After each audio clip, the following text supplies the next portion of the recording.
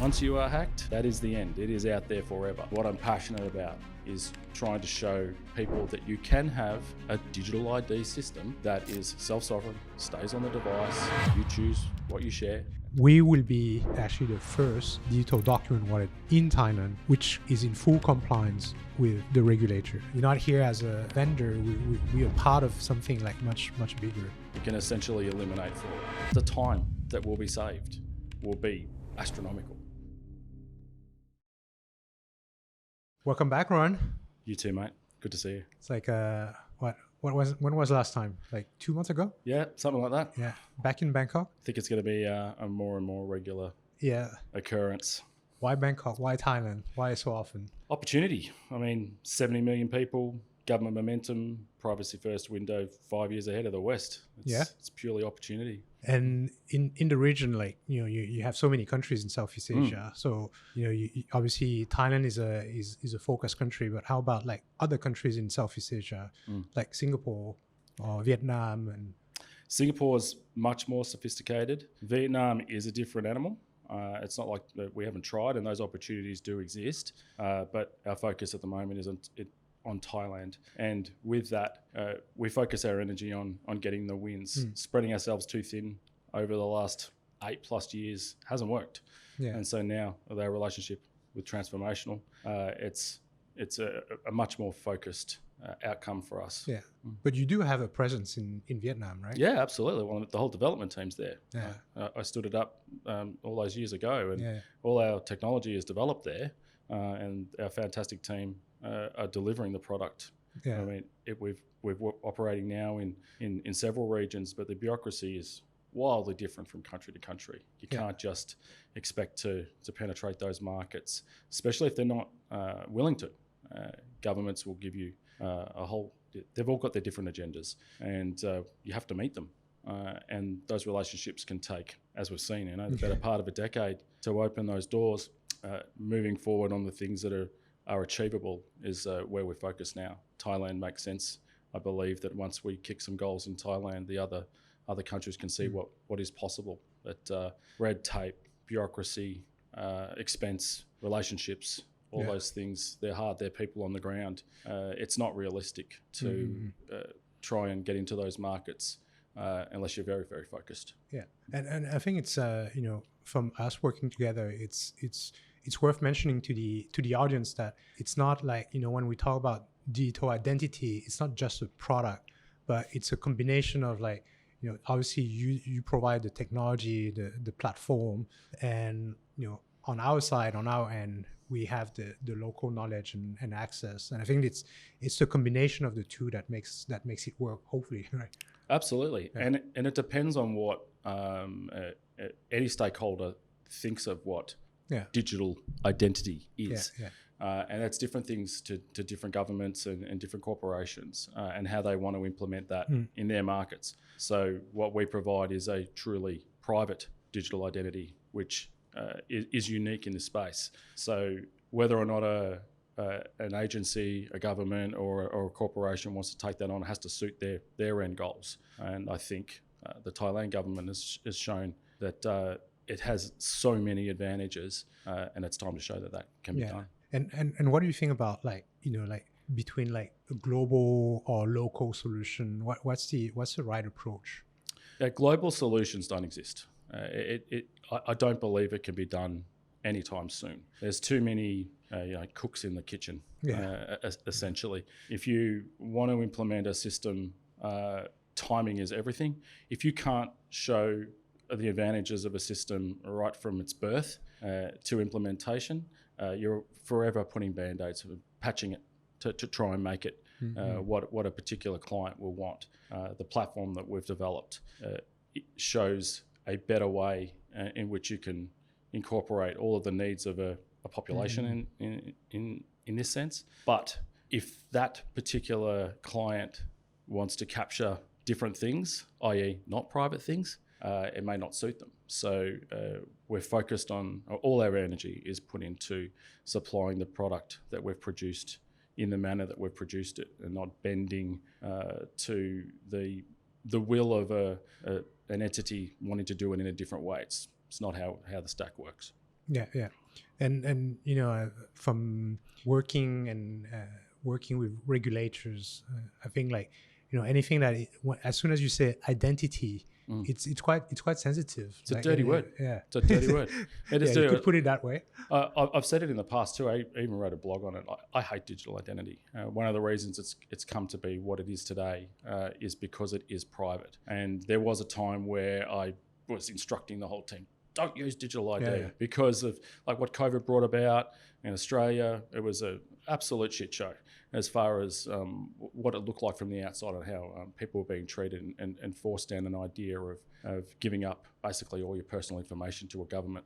Take any large corps, government institutions that have been hacked, and that's it. Once you are hacked, that is the end. It is out there forever. And what I'm passionate about is trying to show people that you can have a digital ID system that is self-sovereign, stays on the device, you choose what you share. That's our little catchphrase.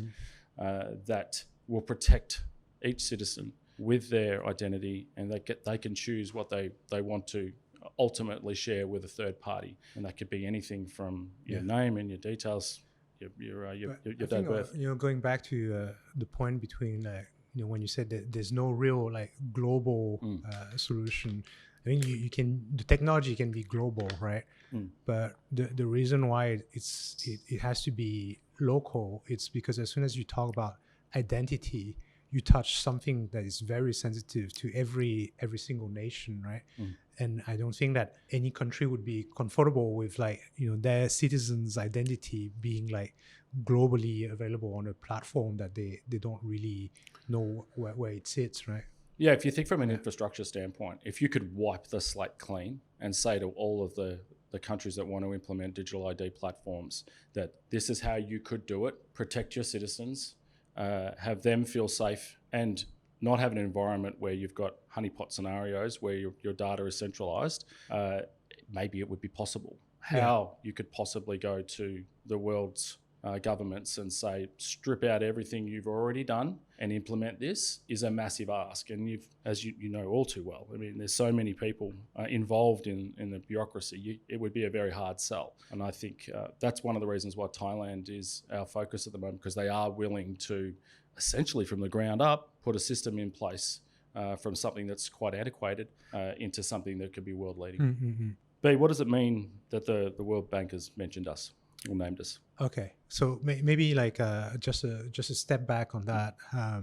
The team was here like about like two weeks ago. Yeah, and we've had like some big meetings, right? So what's happening is like when you talk about digital identity in Thailand, obviously it's regulated, right? And so the regulator in charge is an agency that's called ETDA. So ETDA, Electronic Transaction Digital Agency. And so digital identity is a part of this, eKYC is a part of this, and they sit under the Ministry of Digital Economy. And what's happening is like, when we talk about SSI, self-sovereign identity, there's a roadmap in Thailand that is started like a few years back with eKYC, from which we sort of, we're going to move away from eKYC to self-sovereign identity. So that's the goal. In between, they've set up a framework for digital document wallet.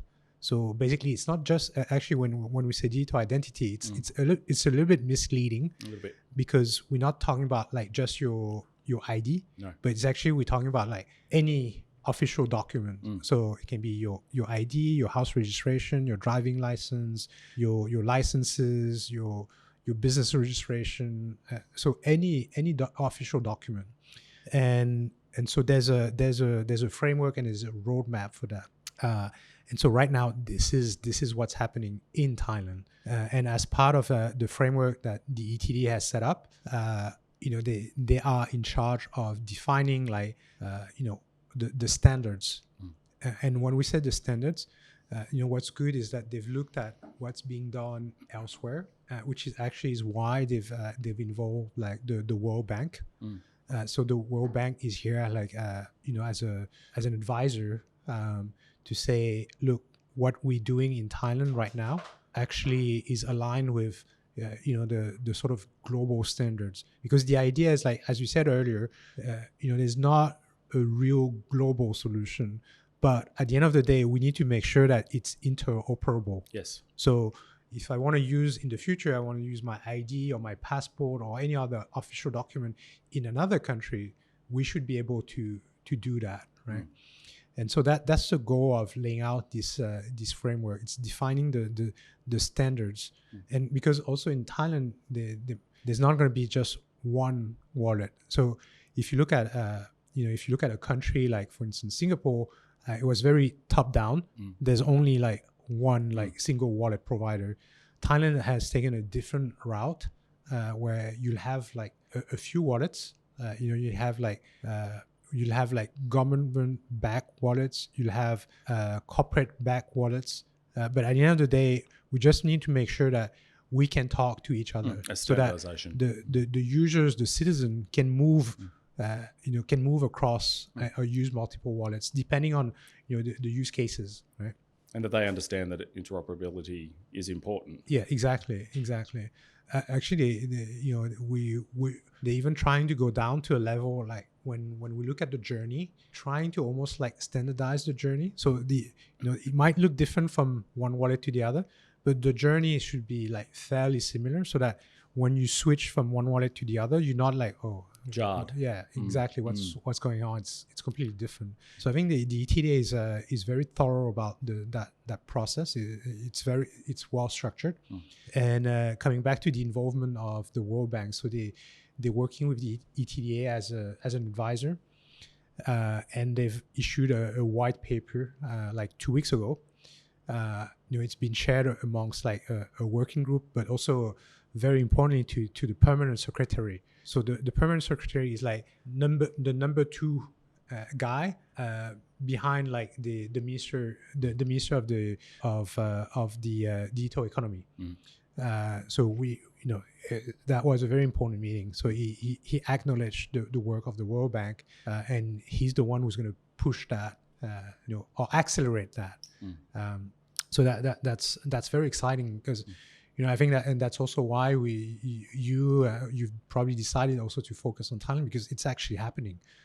So that's very exciting for us in Thailand. Yeah. So what we're doing is aligns with like national policy. It's like, so we're not like just like we're not here as a vendor. We are part of something like much bigger. I was going to lead to that, is that I think you're being quite humble in the fact that how integral you and your team have been in helping that process along, the speed in which it's happening, and the general acceptance of all the stakeholders in this conversation to get this moving. Exactly, it's happening. I mean, it's very rare that you can be a part of that.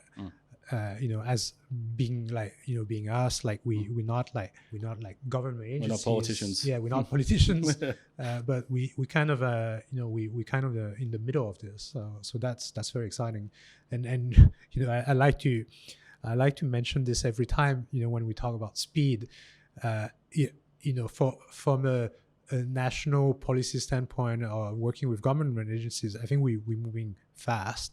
But obviously, if you compare to like the speed at which you would probably move in a more corporate environment or in a tech environment, we might be a little bit slower. But that you just have to acknowledge that.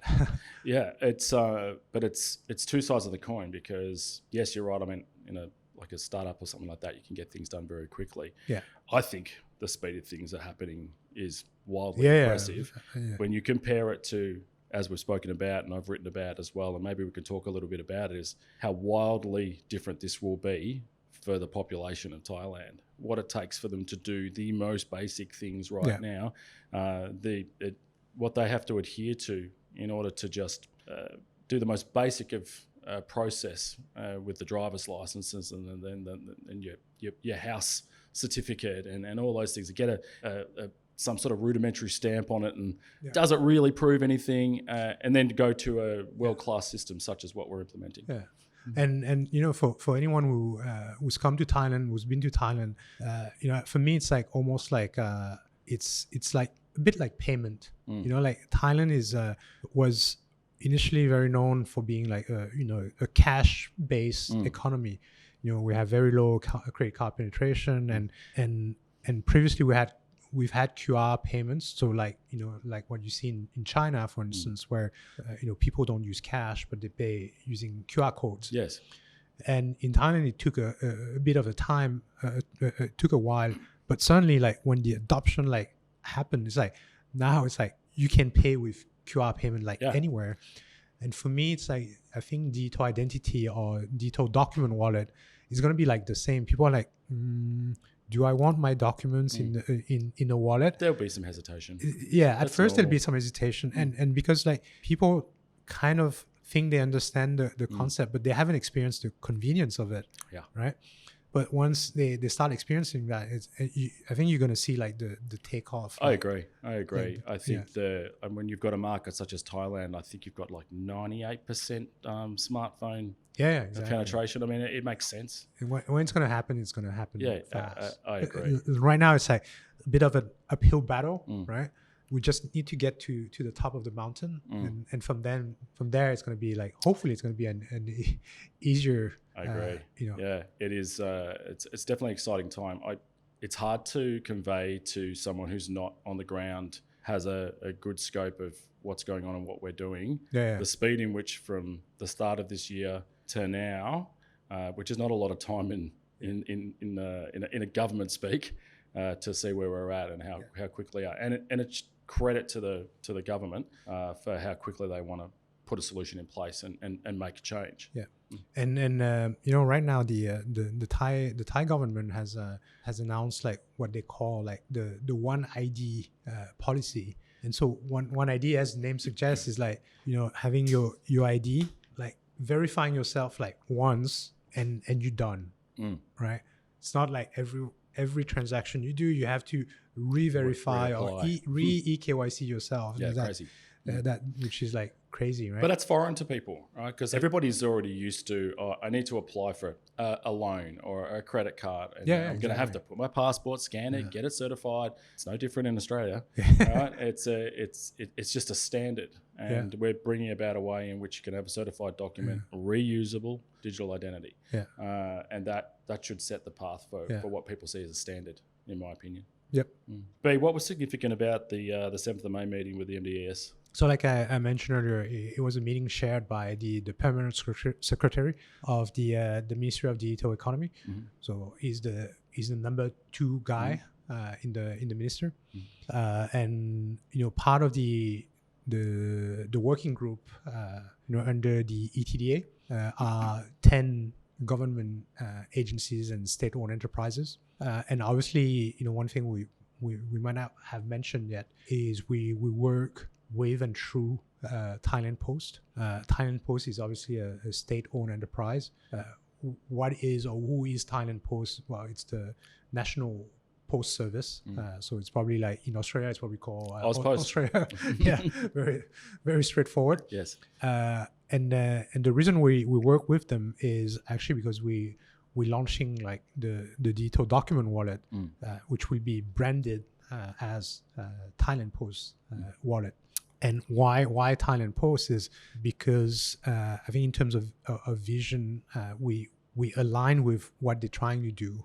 Because if you think about the post office, it's like I think people don't think about the post office anymore these days, right?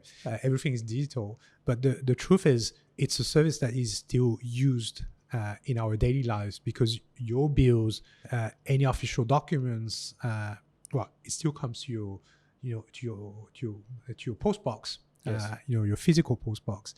So it means that every single official document or letters or contracts and whatever still goes through like the Thailand Post.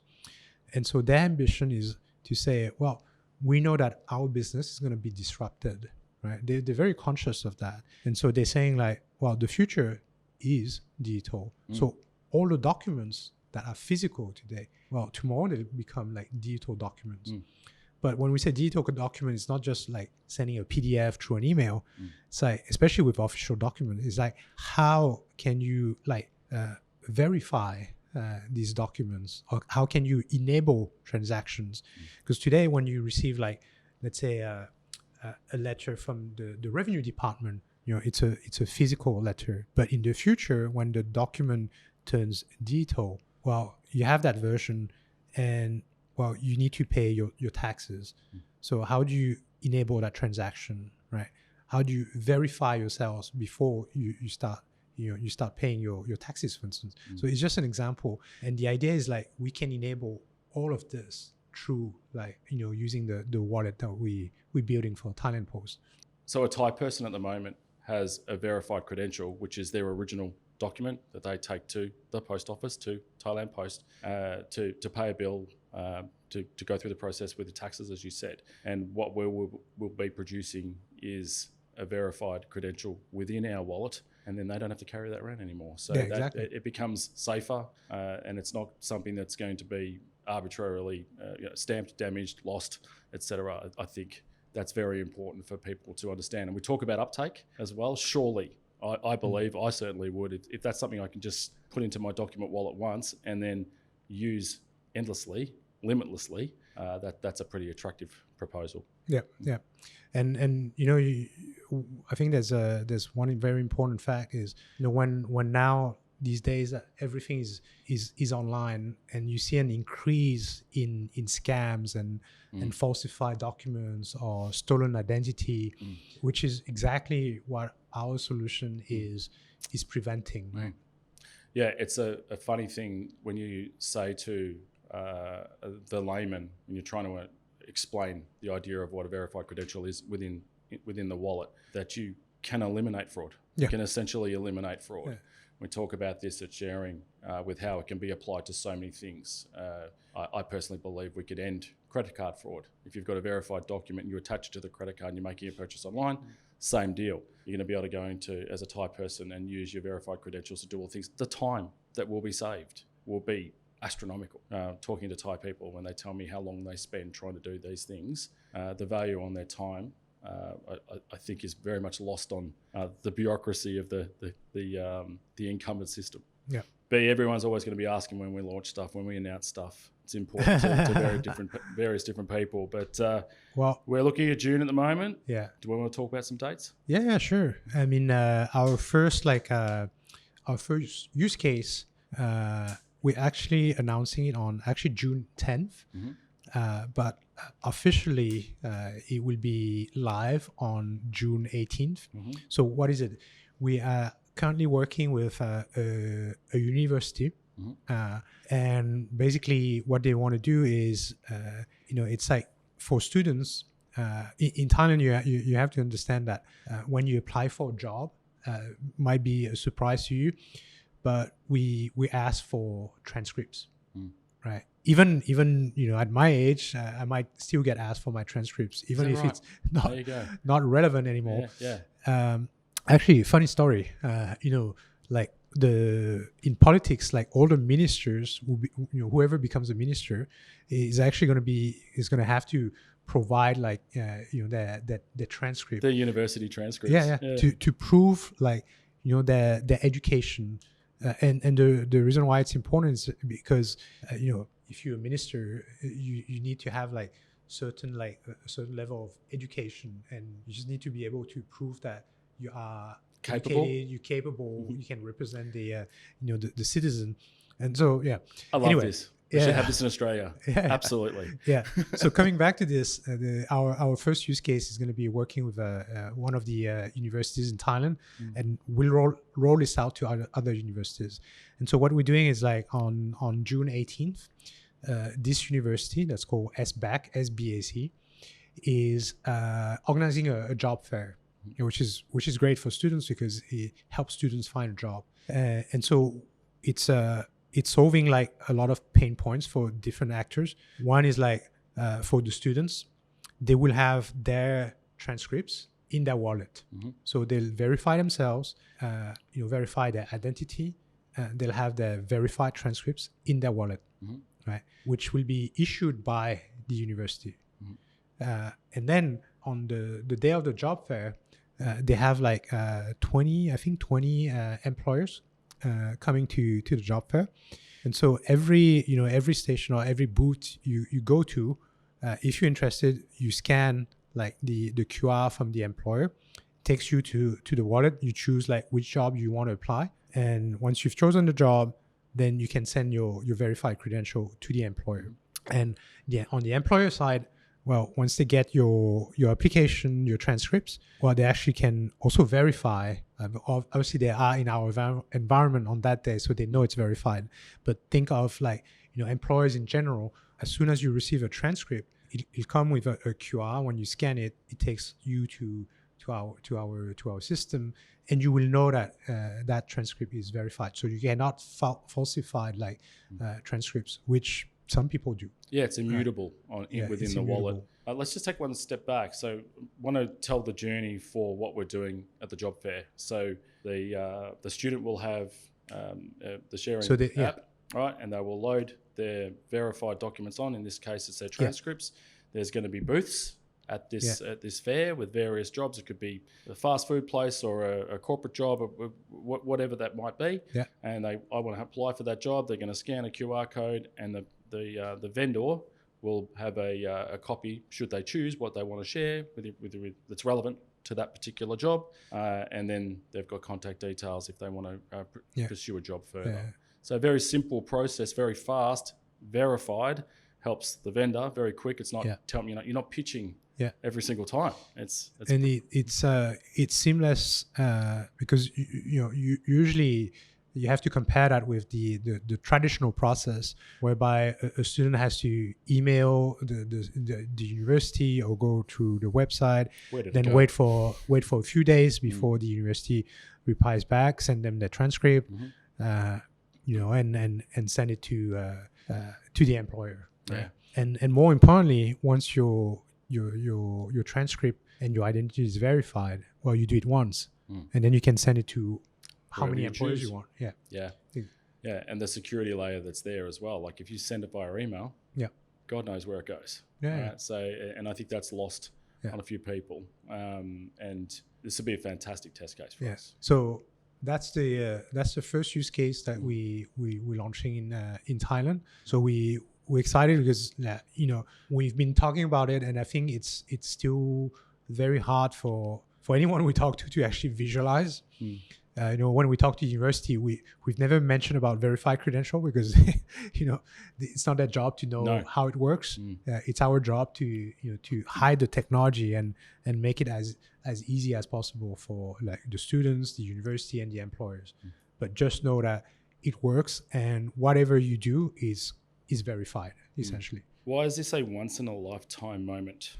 The policy windows in Thailand, it's about 12 months, it would seem at the moment. Yeah. Well, I think, when I look at, like the previous policy, or one of the previous policies was obviously about, eKYC. eKYC today is like, it's very common, right? You apply to, you download a banking app or whatever. It's like, you're used to that now. And for, it's that window is sort of gone, right? It's very common. But, when you think about a digital document wallet, no one has done that yet. And actually that's very important. That's worth mentioning. We will be actually the first digital document wallet in Thailand, which is in full compliance with the regulator, the ETDA. So that's very important. Policy windows in Thailand are open for 12 months or so at a time. This one's open now, closes towards the end of 2027. Let's talk about that. Yeah, it's not technically it's not that it's closing, but it's like the framework or the roadmap to self-sovereign identity will become like an official regulation by 2027. And the good thing about so what does it mean now? What we're doing, it doesn't mean that what we're doing is unregulated because we work very closely with the regulator. But the difference between, let's say now, before 27 or after 27, is we are part of the working group, like defining the standards. So we're not like, it's not after 2027, like if you want to come in, it's like, everything's been set, so you need to just comply. But today we're actually part of the working group defining the compliance. So we're not caught off guard. Yes. Right? We're actively working with the regulator. We're compliant in the sense of what the guidelines will. Yeah. Well, these are the guidelines they'll become. Yeah, and it's a discussion as well. So it's not like you have to do 1, 2, and 3. It's that's like, a good thing. Yeah. So they're not like enforcing that or forcing that down on us. It's like more like, that's the point of jointly working together on defining these the framework and the compliance and the standards. Yeah, I think because we're working on so many things. Yeah. All these things we would love to talk about, but it is important that we get runs on the map, or runs on the board rather. We get runs on the board, and then we can move forward once proven. So as you just explained, we have an architecture that is compliant. It's collaborative. With all the stakeholders, so we can show that we're doing the things in the way that they want them done, and then we can implement that spec across other products throughout Thailand. Yeah, exactly. And just maybe like providing a little bit of detail. Like when we use the sharing platform, obviously you globally compliant, but at a local level, they were we had a discussion with them, and they asked like for us to make some changes, which we did, right? So it was it was a two-way simple discussion. Said, can you make sure you comply to such and such standard? We said yes, we did it. Yeah. And our experience in other countries and being regulatorily compliant have helped us learn the lessons for very, very strict lanes in which we have to stay, and it's set the groundwork for what we need to do here. And it's a proven stack. So now we can show this is how it works. This is how other governments are looking at doing it, or are doing it, or not. And this is what we can put in place. I'm really excited about what we can do here. Yeah.